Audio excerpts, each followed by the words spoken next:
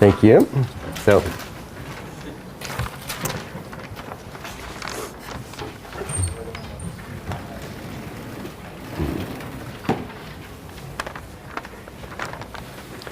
So today we're going to increase the level of dualizability. Last time we sort of looked at one category with one layer of dualizability, and that was all well and good.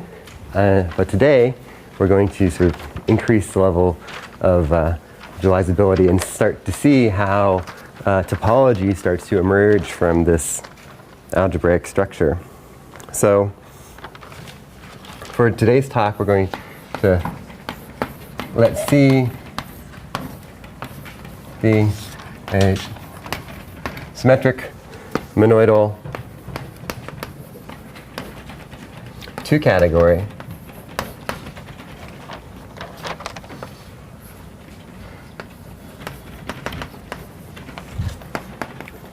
which is two fully dualizable.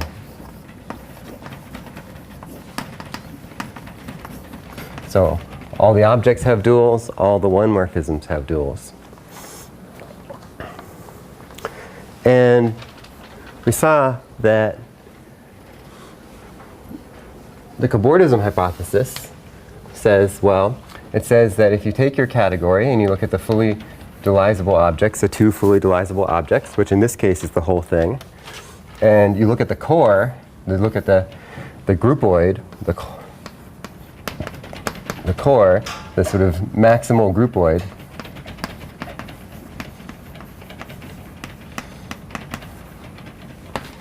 this was the same thing as TQFTs, as functors, symmetric monoidal functors, from the extended framed bordism category into C. And the bordism category, the framed bordism category, has this action, this O2 action, by changing the framing. And so by a transference, we get an action on this space, at least a homotopy, infinitely homotopy coherent action on this groupoid. So today, we want to try to understand this action as much as we can. And so let's look at this group. So this group O2, right, this is a semi-direct product of SO2 and Z2. So the Z2 part of the action, we got a pretty good handle on that last time. So I'm going to ignore that for today. I'm just going to focus in on this SO2 part of the action. So how are we to understand what an action of SO2 could be on this category, and how could it arise from the fact that you have this dualizability?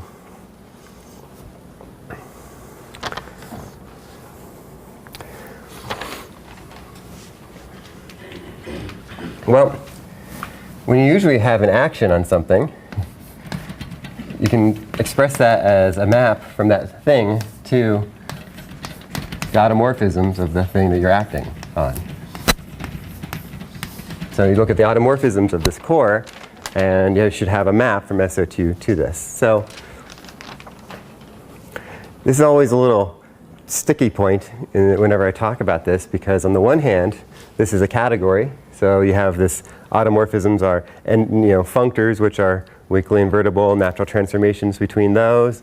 This is a two category, so you have higher natural transformations between those. It's a very algebraic gadget. And on this side, we have something very topological. So you really need this world of categories where you can sort of talk about these things on equal footing. So one way to think about this is that for each point in SO2, we should get a functor from this space, from this core to itself. We should get some equivalence, some automorphism, some autofunctor of this category. And then for each path in SO2, we should get a natural isomorphism. And for higher paths, paths between paths, we should get higher transformations.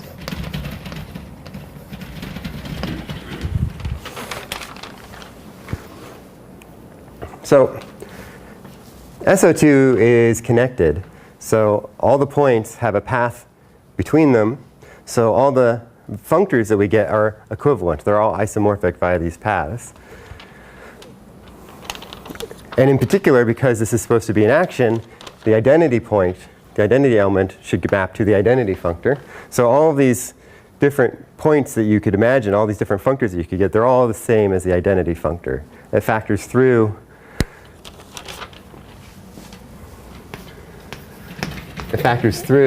the component of the identity functor. So let me just write, that will simplify our lives a little later. So I'm just going to say this is the automorphisms which consist only of the identity functor and its natural transformations.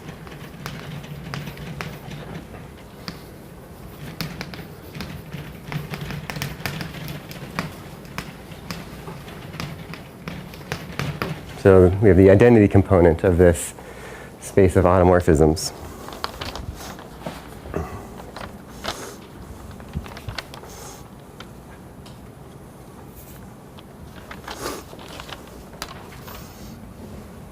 So we also saw last time that with two layers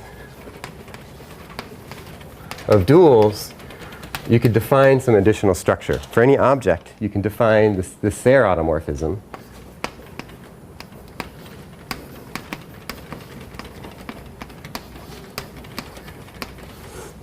So remember how that works. So if we're given a particular object, x, well, we could consider the evaluation, which is a pairing between x and x dual. We could consider its right adjoint. So I'll call this evaluation with a superscript r. So this means the right adjoint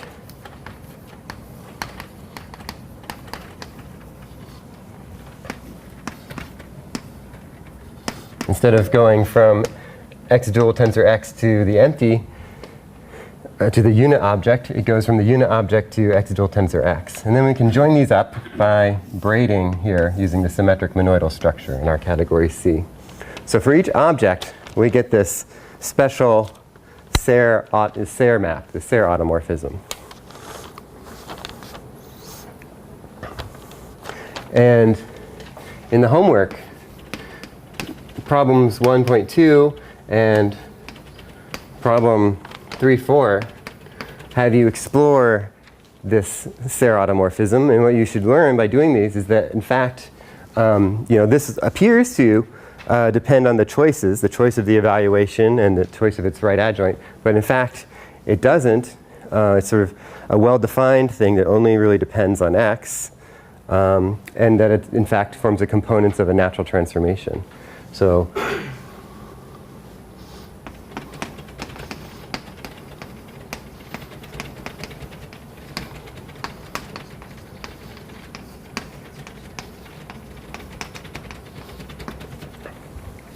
and so the punchline is that this, a natural transformation, yeah, that's right. It's a natural transformation which goes from the identity functor on C to the identity functor on C.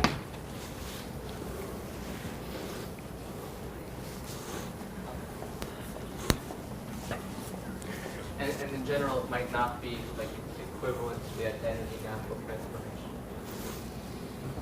That's right. So it could be some non-trivial thing. It might be some interesting natural transformation. Hopefully it is an interesting thing. Otherwise, this action is not very interesting in this case. So we'll see examples where it is something interesting. Maybe tomorrow, if not today. So pi naught, so we, sorry. Sorry, when you see there, you mean the core. Of course. I mean, you're absolutely right. Neutrality is only about in respect to the isomorphism. Okay, someone has been doing the homework exercises, which is good. That's exactly right. The comment was that it's not a natural transformation for the identity functor on C because it's not natural for the morphisms of C. It's only natural for the isomorphisms when you restrict to the core. And that's right. So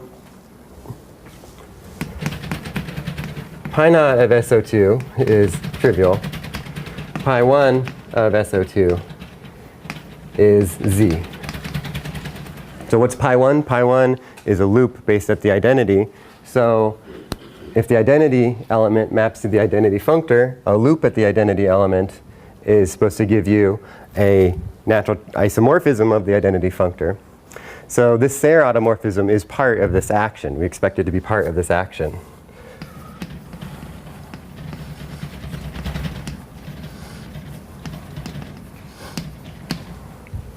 So sort of the point of the rest of this talk is to try to understand what else you have that goes into making this action. This isn't the only piece of the puzzle. And I want to explain that a little bit. So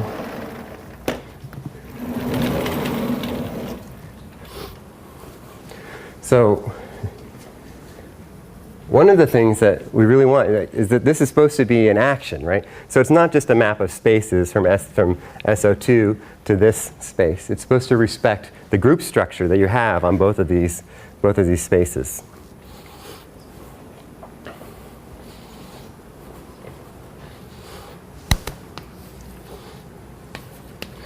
One way to encode the fact that it respects the group structure is that you should have a map from BSO2 into B of this automorphism group.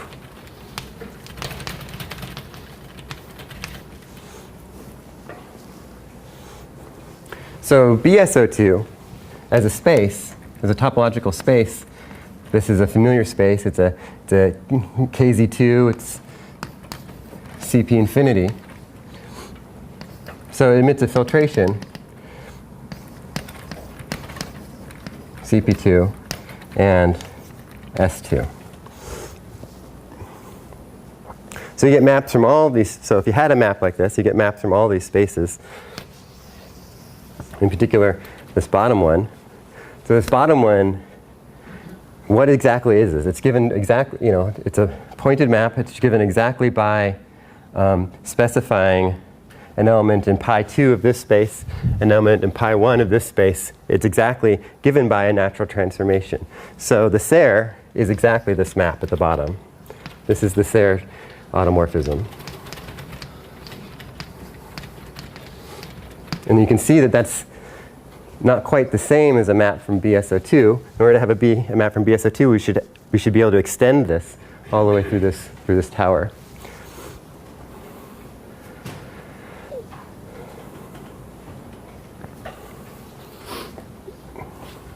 So for simplicity, for today, C is a 2 category. So that means that this core, that's a 2 groupoid, which means that the automorphisms, these are the automorphisms of you remember the homotopy hypothesis says that a 2 groupoid is a 2 type. Maybe I'll write this over here. So C is a 2 category. Implies that the core of this fully dualizable part is a 2 groupoid. Oops.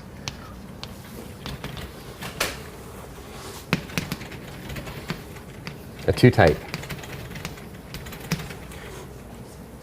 And that implies that the automorphisms of this beast are also a 2 type.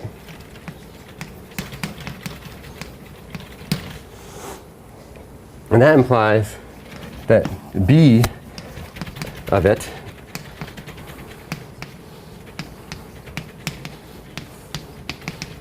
is a 3 type. So this space is a 3 type. So there's a difference between maps from the sphere into it and maps from CP2. So we have to understand when can we extend it, what does that mean? What extra conditions or extra structure do we need in order to extend over CP2? And we could ask that for each layer, except that all of these spaces, you have the same three type. So maps, so once we extend to CP2, we'll be done for this, in this case. But if you can see, if we had a higher category, we could have a more rich question. We could ask how far up this we have to go and what kind of structure do we get at each stage.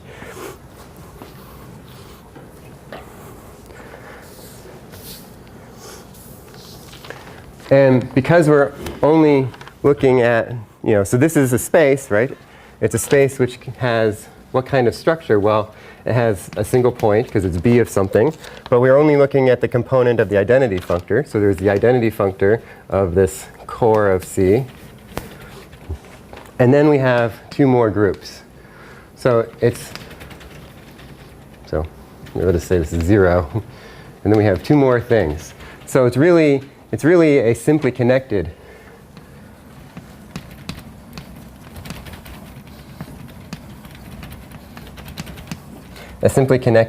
three type that we have to worry about. So that's what I want to talk a little bit about now, some beautiful mathematics and the classification of simply connected three types.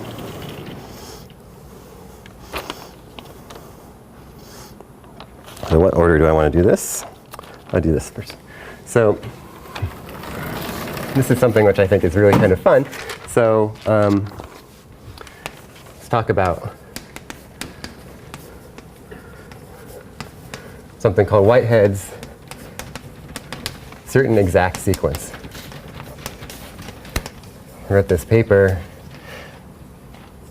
called a certain exact sequence, and now when I see it referenced, it's always Whitehead's certain exact sequence. I guess it's to differentiate it from other exact sequences which Whitehead considered. So this is one way, this is not the way that Whitehead constructed this exact sequence, but this is the way I like to think about it. So, given a space X, we can look at the map which includes it into the infinite symmetric powers of X. And for this discussion, X is going to be a simply connected three type. So we can map it into its infinite symmetric powers, and we can look at the homotopy fiber.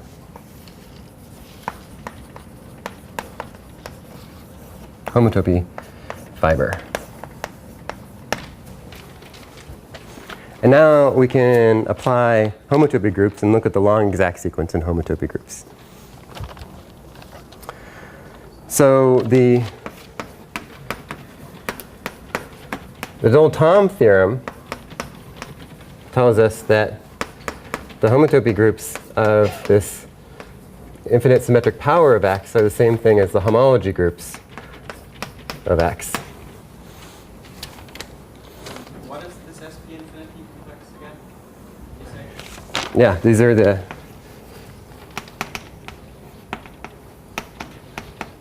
infinite symmetric power. Is there a difference between SP and capital SP? No, they're the same. It looks different, but it's the same. I mean, I could maybe write this differently. Maybe it would be better if I did sim, something like that. I don't know why I did SP. I think I saw that somewhere. Yeah. What is sim infinity of X? So it's good question.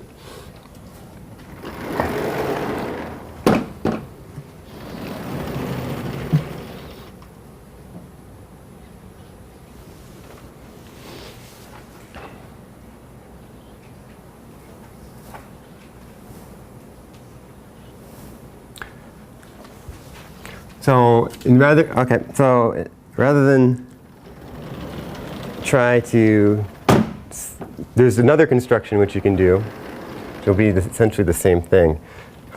which I'll describe because I think it's I can remember it off the top of my head easier, and I'll screw up this construction since it's hard to think when you're on the spot. So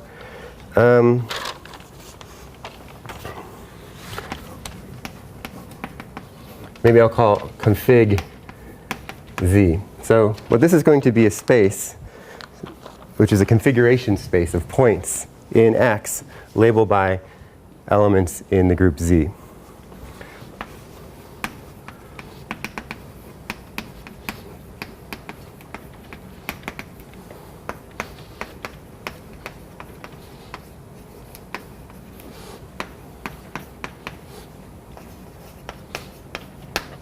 I forgot to say that this is a pointed, simply connected 3 type. And it's topologized in such a way that points can disappear into the base point.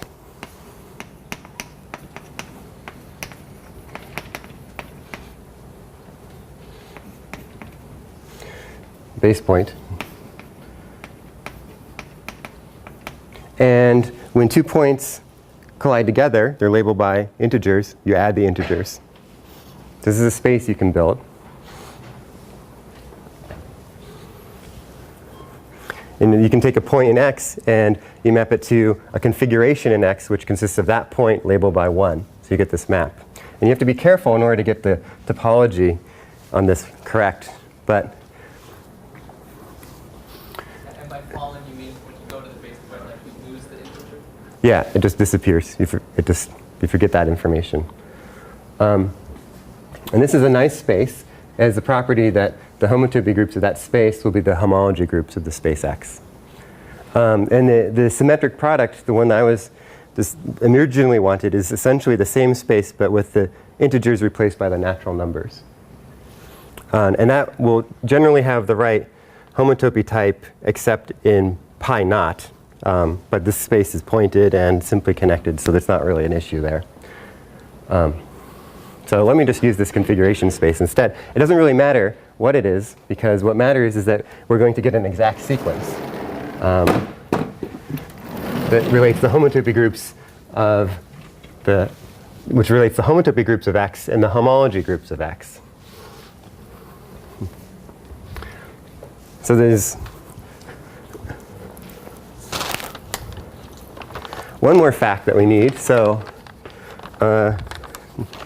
part of the exact sequence is sort of trivial. So the Hurwitz theorem, in this case, implies that pi 2 of X is isomorphic to H2 of X. And it also implies that pi 3 of X surjects onto H3 of X. And so we can continue this sequence. There's some group pi 3 of this fiber, which I'll call gamma X. And then there's H4 of X. And this would continue with pi 4 of X, except that pi 4 of X is 0 because it's a 3 type. So we get this nice exact sequence that's functorial in our space X. And this is Whitehead's certain exact sequence. Let me call this map Q. This is an important map.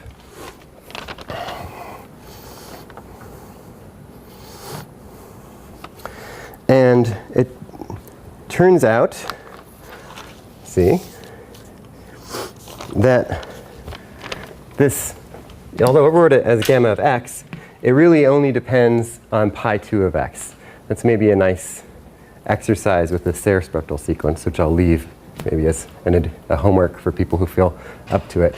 But this really only depends on pi 2 of X.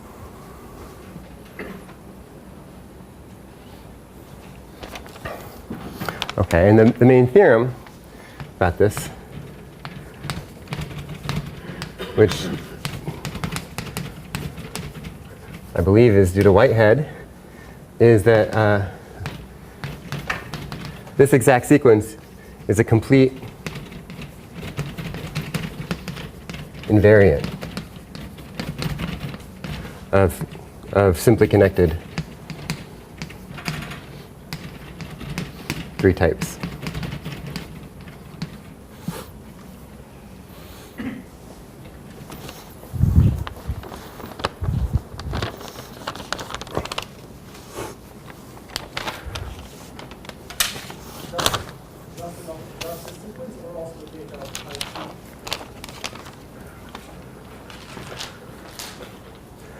Great question.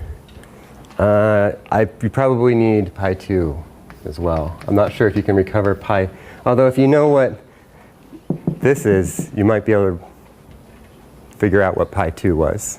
I'm not sure. That's certainly true for finite groups, pi 2.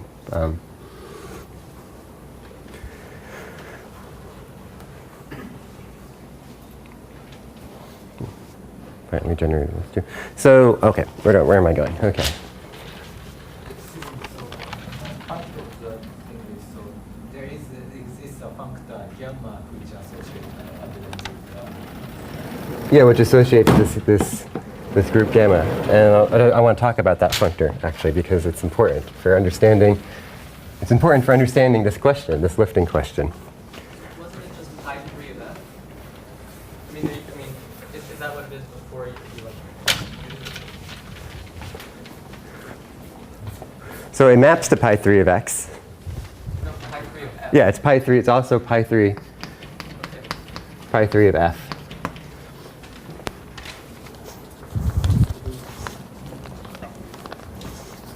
I mean, there's another complete invariant. You could also look at the Postnikov tower of x. So you have x. X maps to k pi 2, 2. It has a fiber k pi 3, 3. Okay. So it's classified by a k invariant, which goes to k pi 3, 4. In other words, it's classified by this element in H4 of k pi 2, 2 with coefficients in pi 3. Okay. So again, by Hurwitz, we have that H3 of k pi 2, 2 is equal to 0. Because pi 3 surjects onto it, but pi 3 of this group, this space is 0. So then by universal coefficients,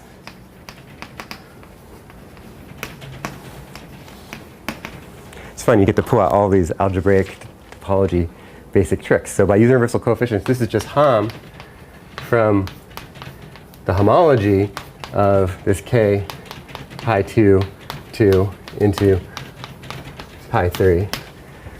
And in fact, that's another name for this. That's why it only depends on, is the homology of k pi 2, 2. And that q is the same as this q, the k invariant.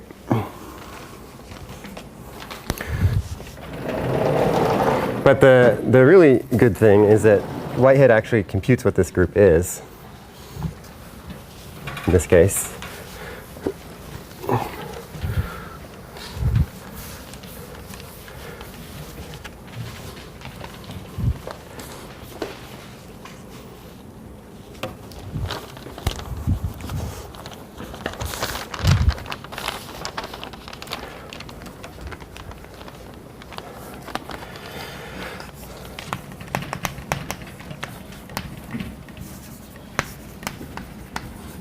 So Whitehead's gamma functor, which is just the homology of a k pi ka2. So it's a functor which goes from abelian groups to abelian groups. So gamma of A is generated by the symbols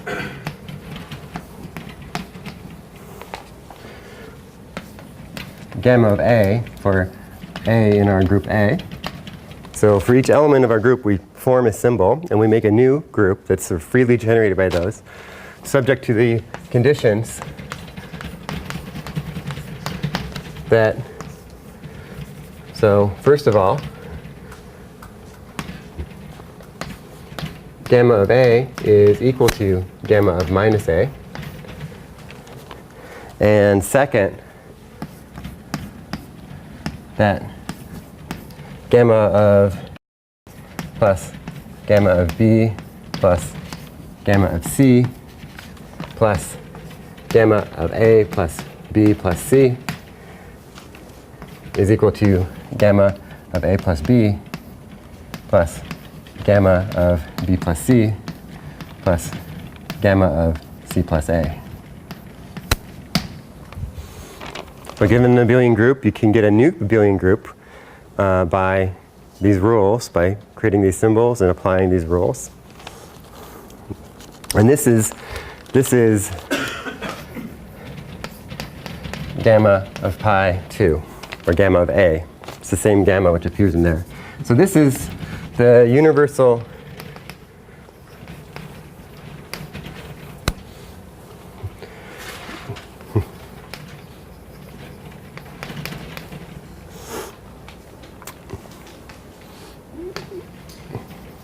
what do I want to say? I want to say the map, there's a canonical map from A into gamma. It's not a homomorphism. It sends A to gamma of A. It's a map of sets. But it's a universal, but this map, it's not a homomorphism, but it's a quadratic map. Where, okay, what's a quadratic map? Well, it's a map which satisfies these two properties. And this is the universal quadratic map.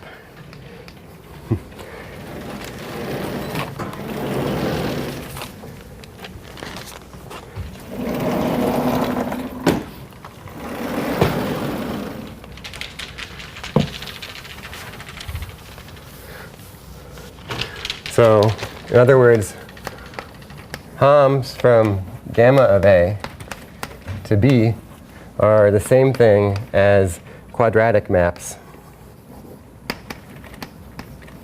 from A to B.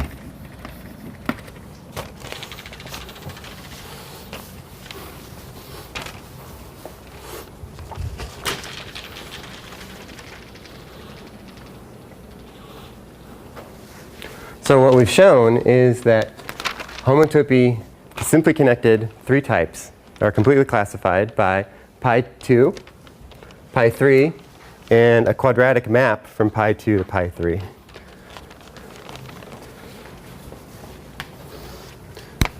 It's very classical.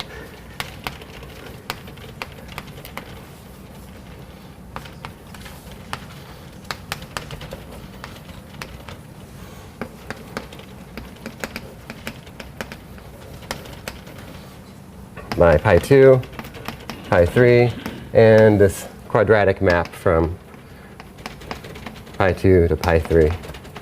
So maybe we think of it as a homomorphism from gamma of pi 2 to pi 3. And that determines everything.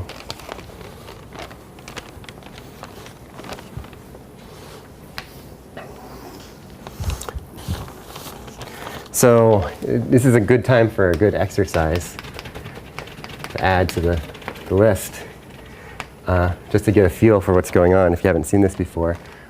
Compute that gamma of z mod n, if n is odd, is in fact isomorphic to z mod n, and that gamma of z mod 2 is isomorphic to z mod 4.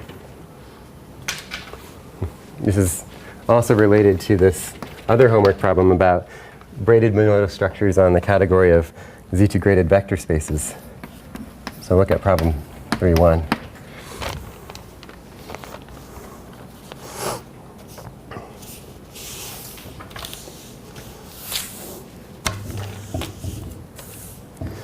Okay.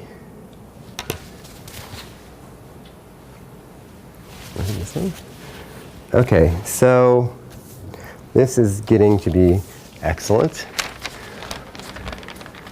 So we can understand three types. They're classified in this way.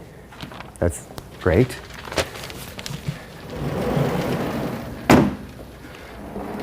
So it's just two groups in a quadratic map between them.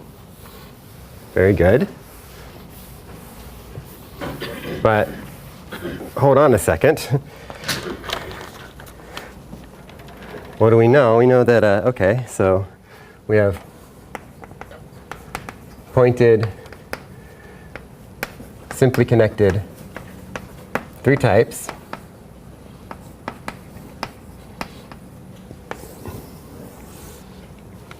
These are the same thing by the homotopy hypothesis. These are the same thing as what you might call pointed, simply connected 3 groupoids.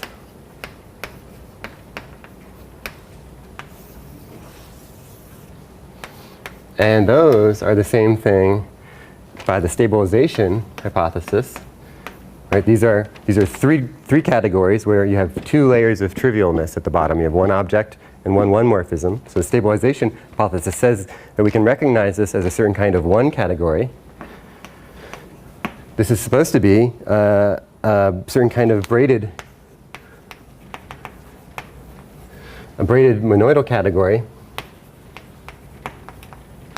But we have to take in fact, that's what it would be if it was a 3 category, but it's a 3 groupoid. So it's a braided monoidal category where the morphisms are invertible. And the objects are also invertible with respect to the tensor product. So there's, for every object, there's another object. You can tensor them together, and it's isomorphic to the unit object. So they're tensor invertible.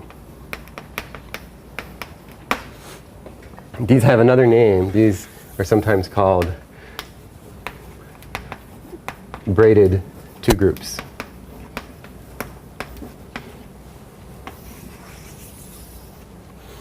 So pointed, simply connected 3 types are classified by this pi2, pi3, and this quadratic map.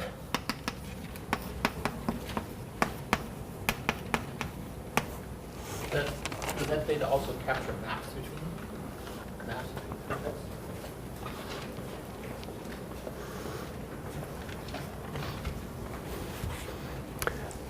Given this data, you can reconstruct the mapping space between, you can reconstruct the homotopy types in the mapping space between them. But this quadratic map is the same as the cohomology class. So you have to be a little careful, I think, when you do that. I think that you might have just a naive map, a naive guess that the things you should look at are just maps of abelian groups, which maybe, commute with the quadratic maps. And I don't think that's quite right. But you can recover the mapping space from this data.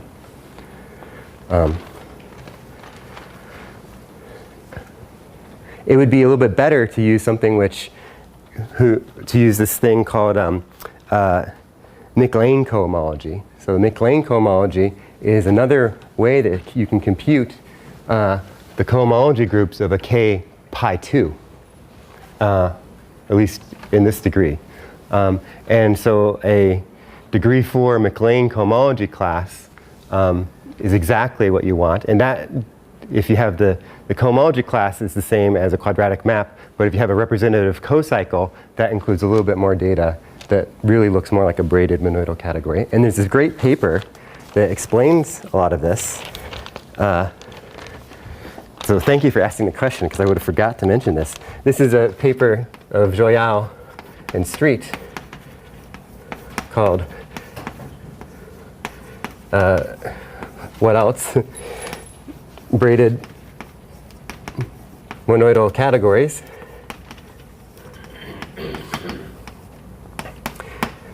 The only tricky thing is that you want to find the unpublished version. The unpublished version has a beautiful description of these braided 2 groups and how it relates to Mick-Lane cohomology, but somehow that got removed when it became published. So look for the unpublished version of this Joyal Street paper.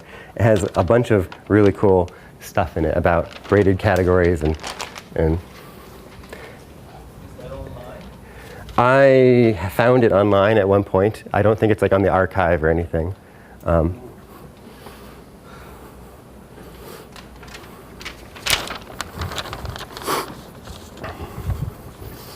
Where am I going? That's the wrong paper. Okay. Yes, so I want to understand how you can extract from a braided 2 group exactly this data. Like how do you see, you know, it's not too hard to see pi 2 and pi 3. Those are isomorphism classes of objects. And pi 3, that's like automorphisms of the unit. So let me write that down. So how to access this data? That's sort of the next question. And then we'll get back to the Ser-automorphism.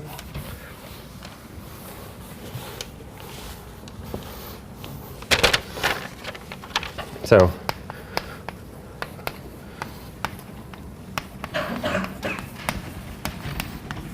right? The reason we want to access it is because, well, these are exactly 3 types, and we're sort of thinking about them in a categorical way. So we want to be able to translate between the topology and the category theory. So how do we access this? So this group pi 2, this is, you know, so what do I want to call it? Let X be a braided 2 group. It's a braided monoidal category where the objects are tensor invertible, and in fact it's a groupoid. The morphisms are invertible as well. So how do we access this? So this group pi 2, this invariant pi 2, that's just the isomorphism classes of objects of X. Pi 3 is equal to the automorphisms of the unit object, this unit object in X. So the real question is, what about this quadratic map from pi 2 to pi 3? So for each element in pi 2, each object, each isomorphism class of objects, we're supposed to get some automorphism of the identity element. So here's how you can get that. So we know that given X, given an object in our big X, maybe I'll make our big X really big. So given an object in our category, we know that there exists a new object, the inverse. Okay, so what do we mean by inverse? Well, here's what I want to mean. So I want there to be a pairing which goes between x bar tensor x, an evaluation pairing which goes to the unit object. So maybe I should write this as x bar tensor x. It's an isomorphism to the unit object, an evaluation pairing, and there should be a co-evaluation pairing which goes the other way.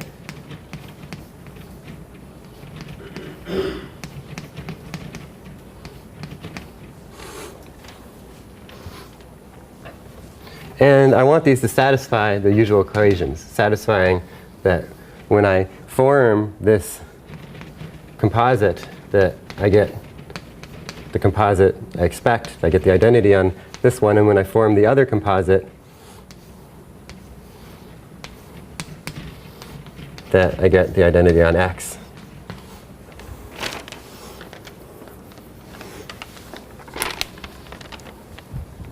So now, suppose that Why don't you call it left dual? I could say left dual, yeah. So there exists the dual, and maybe we'll say it's the left dual.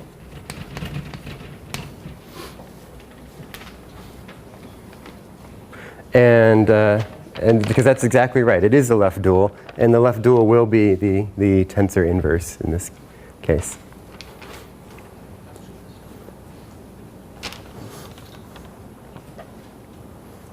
Okay, so now what we can do is we can construct the following thing. So we can take an object X, and we can now build an automorphism of the unit object. So it's going to start with the unit object. Then we're going to split it into, let's see, the evaluation has a x bar, tensor x, or the co-evaluation I want, so x tensor x bar. Then I'm going to braid these, because I'm in a braided monoidal category. I can do that. I'm just talking about the ordinary notion of braided monoidal category, not this fancy E2 thing that Andre was looking at, even though they're equivalent in some sense. I just want the vanilla kind. So I can braid them, and I get them in the opposite order. So now I can apply this co-evaluation. And lo and behold, I get an automorphism of the identity.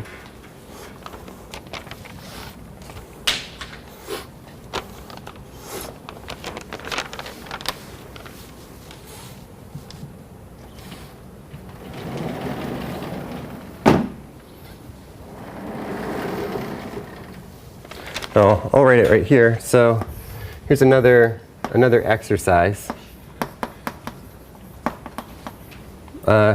which is to use problem 1.2 to show this is well defined.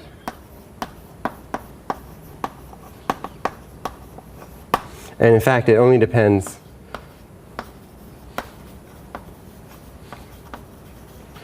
on the isomorphism class of X.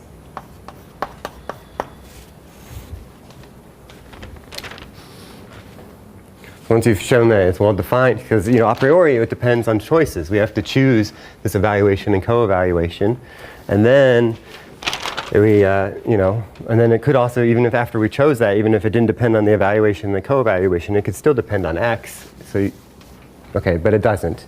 It really is this, and also bonus, show it's quadratic in X.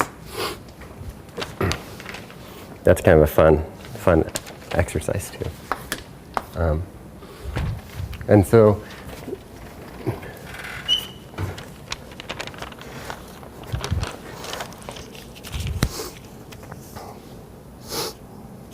now, the last 10 minutes, good. I want to go back and use these considerations to consider this lifting problem and what it tells us.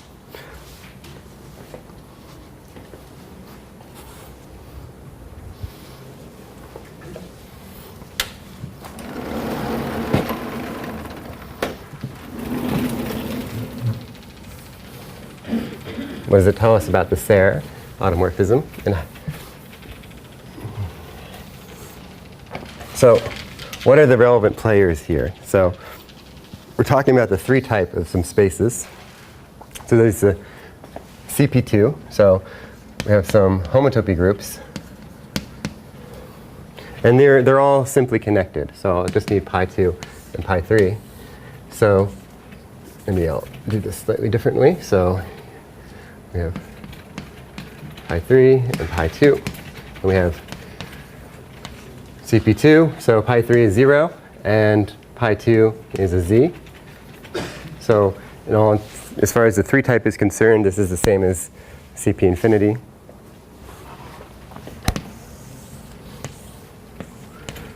So there is no Q in that case.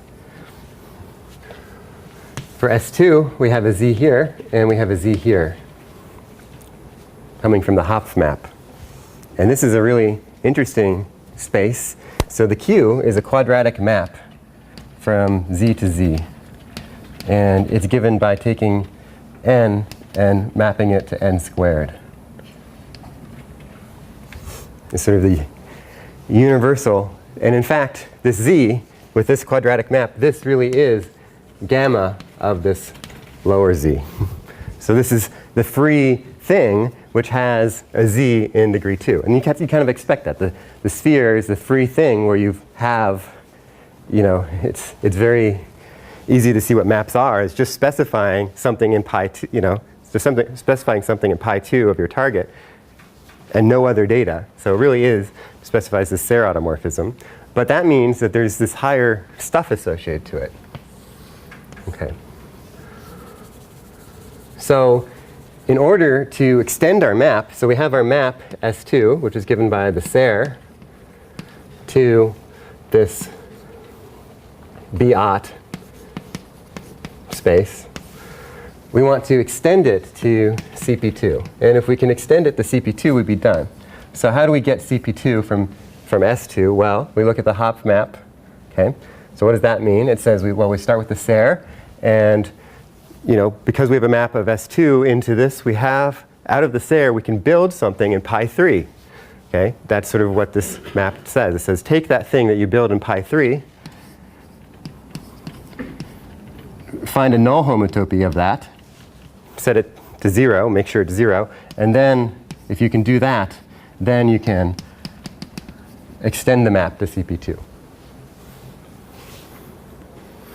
So somehow, out of the Ser, there's some sort of additional piece of data that we can concoct that is a quadratic thing that depends quadratically on our input.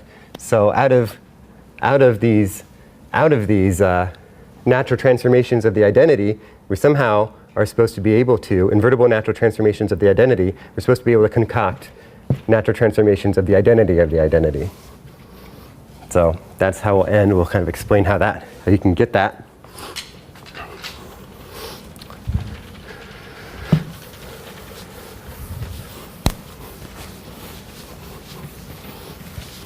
This is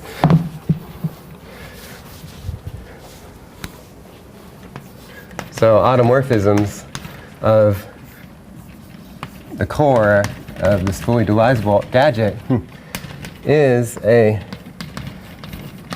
simply connected 3-type pi 2 equals natural automorphisms of the identity functor on this core. Pi 3 equal natural automorphisms. There are higher automorphisms, so natural automorphisms of the identity natural transformation. And somehow there is this Q which goes from pi 2 to pi 3, and it's quadratic. So how can we construct that? Well, what do we have? What does it mean to be a natural transformation? So the Ser, being a natural transformation means that, well, in components for each object x, I have a map like this.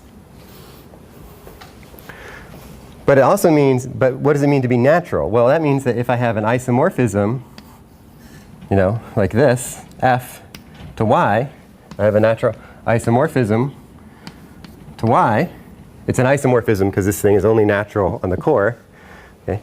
And I put the Ser of y down here, then I should expect to be able to fill this with a natural isomorphism, something I might call S of f. So it's Q starting for gamma Q, or gamma of pi 2? Yeah, so it can either be thought of as just a map of sets, which happens to be a quadratic map, Okay. or it's a map. So this is the same thing as a homomorphism from gamma of pi 2 to pi 3. So I'm going to explain a map, which you can check is actually a quadratic map.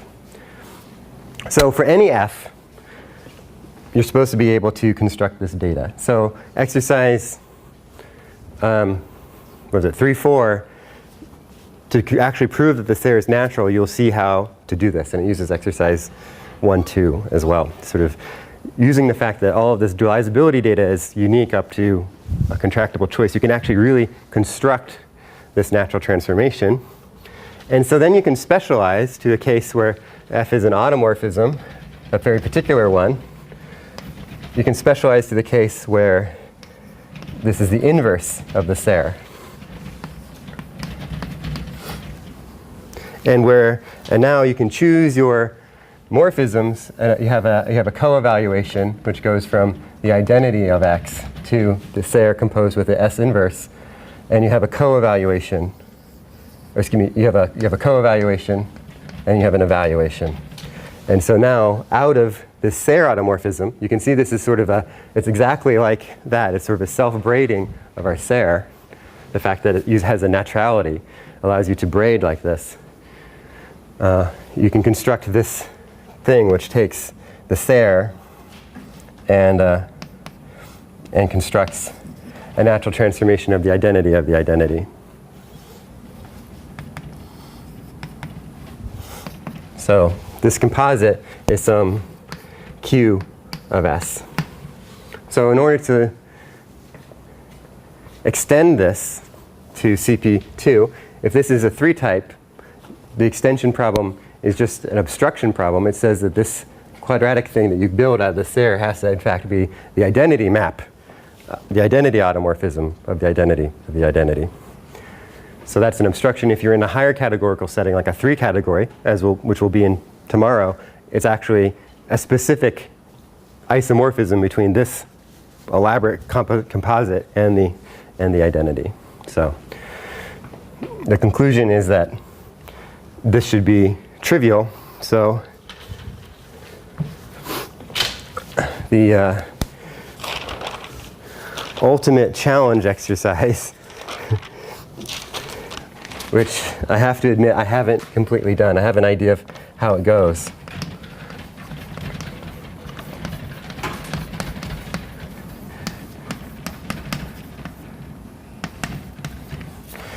Is to use the naturality that you constructed in problem 3-4 to calculate this and show that in a 2-category at least that Q of S is trivial. So that's all I have for today. Tomorrow we'll go into higher dimensions. Right? Any questions? Are you sure? Exam will be on Saturday. All right. Now let's say. Is there a question? The last stuff I'm writing, I got a bit lost. So let's say you're writing Q of S. So Q is a lot from pi 2 to pi 3, and S is S is a natural transformation of the identity morph functor, and Q of S is a natural automorphism of the natural automorphism of the identity functor. So in components, what is a natural automorphism of the natural automorphism of the identity functor? Well, what are the components of the natural automorphism of the identity functor? Well, it's just the identity of X and the identity of X. And so a natural automorphism of that natural transformation will be something which fills a disk like this. So out of a natural automorphism,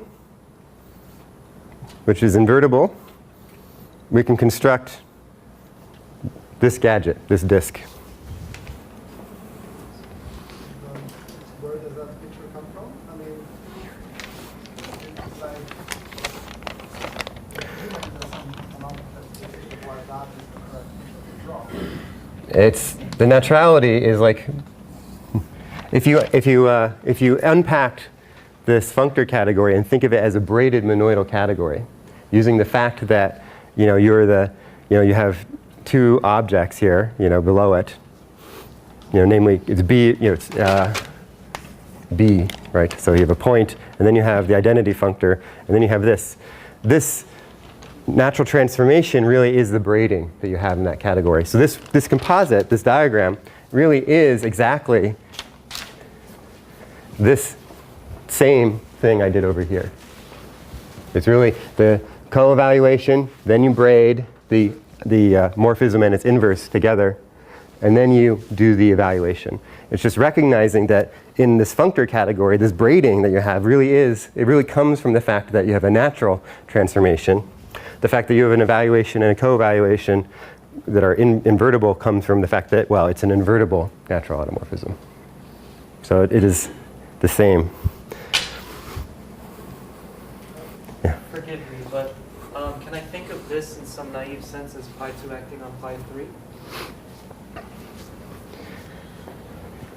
There is a sense of that. So there is these, what are they called?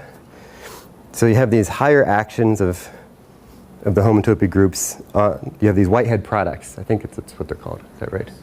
Yeah. So there is an action of pi of, let's see, how do I want to say this?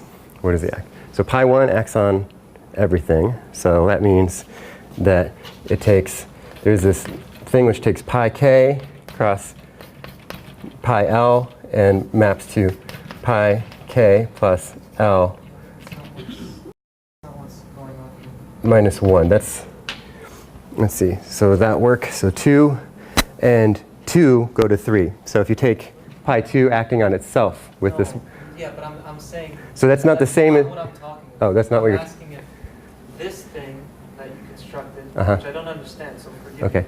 Yeah. But can I view this as pi 2 as acting on pi 3? Because you're S and then you have this QS, which is, I think you wrote it's in pi 3. So there's a map from pi 2 to Yeah. pi 3, which is Q. And this is the image of S.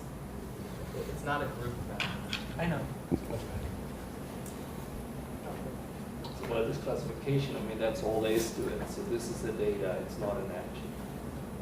Yeah. So for these higher products, the Q is related to it. It's not the same as the action, the map from the pairing from pi 2 with itself to pi 3, but it's closely related. Yeah. Is the relationship that you just talked about similar to the relationship between a quadratic form and a pairing? Yeah, that's exactly right. So it's fine if you're away from the primes too. Those are like the same data, and I guess the Q is probably more data since that's a complete invariant. Any other questions?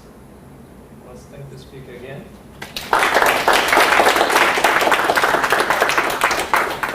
Let me remind you that there's a banquet tonight at 6 o'clock, and it's about just 2 minutes from here to the end of the circle. And there's the Boris Inn on the right.